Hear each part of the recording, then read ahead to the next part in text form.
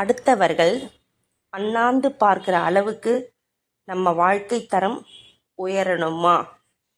நம்ம வீட்டில் அன்னாச்சி பூ வாங்கி வைங்க. மசாலா டப்பாவில் கூட நீங்கள் வாங்கி வச்சுக்கோங்க. அந்த அன்னாச்சி பூவை நம்ம என்ன பண்ணணும் அப்படின்னா, இப்போ நம்ம ஒரு விஷயமா வெளியில் போகிறோம். கடவுளே, அந்த நான் போகிற காரியம் நல்லபடியாக நடக்கணும் அப்படின்னு நினைக்கிறவங்க, உங்கள் கையில் ஒரு அன்னாச்சி பூவை முழுசாக இருக்கணும், உடையாமல். அப்படி வீடியோவில் காமிக்கிற பாருங்கள், அந்த மாதிரி முழு பூவை கையில் வச்சுக்கிட்டு நீங்கள் வீட்டை விட்டு வாசக்கால் விட்டு தாண்டம் பொழுது வெளியில் போகிறதுக்கு முன்னாடி, இது மாதிரி நான் போகிற காரியம் நல்லபடியாக நடக்கணும், அதில் எனக்கு எந்த நஷ்டமும் வரக்கூடாது அப்படின்ட்டு வேண்டிட்டு அந்த அன்னாச்சி பூவை உங்கள் பேக்கெட்டில், நீங்கள் போட்டிருக்க ட்ரெஸ்ஸில் எங்கேயோ ஒரு பேக்கெட் இருந்ததுன்னா அதில் போட்டு வச்சுக்கோங்க. மொத்தத்தில் அந்த அன்னாச்சி பூ உங்கள் உடம்புல படுற மாதிரி இருக்கணும், அவ்வளவுதான்.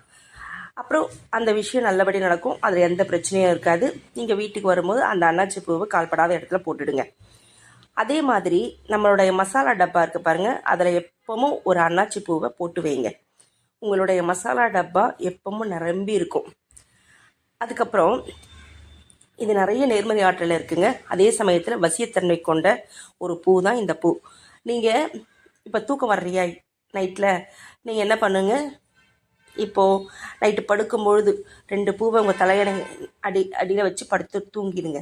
மறுநாள் காலையில் எந்திரிச்சு உங்களுடைய எல்லா நெகட்டிவ் பவரும் அந்த பூ ஈர்த்து வச்சுக்கும். மறுநாள் காலையில் எந்திரிச்சு அதை எடுத்து கால்படாத இடத்துல ஓரமாக போட்டுடுங்க. இந்த மாதிரி பண்ணிங்கன்னா நிம்மதியான தூக்கம் வரும். அதோட இந்த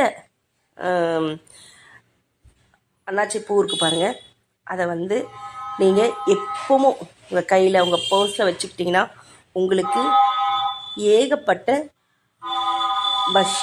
வசீகரம் உண்டாகும்.